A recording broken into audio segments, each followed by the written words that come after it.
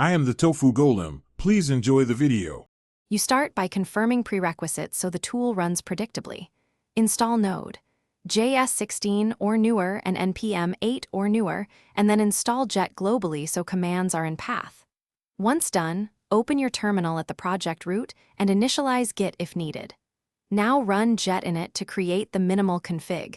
This writes a Jett, JSON and scaffolds essential files. You do this first because Jett depends on that config to interpret subsequent commands, and it avoids later merge surprise. You now configure Jett so it does exactly what your project needs. Open Jett, JSON, and set the entry file, scripts, and any environment variables. This tells Jett where to start and which tasks to run. Next, run Jett build to perform a one-time compile or Jett watch for continuous rebuilding while you code. Make sure to use env or a env file to override settings per environment, and add debug when you need detailed logs so you can trace what Jett is doing. You finish by running Jett serve locally or Jett deploy to push the build. Watch exit codes and the terminal output so you know success versus failure. Once deployed, validate with Jett lint and Jett test hooks to catch runtime issues early.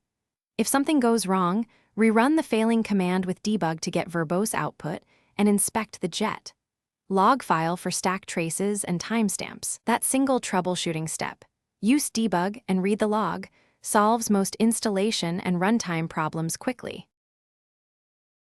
Thanks for watching. Consider subscribing if we helped you today.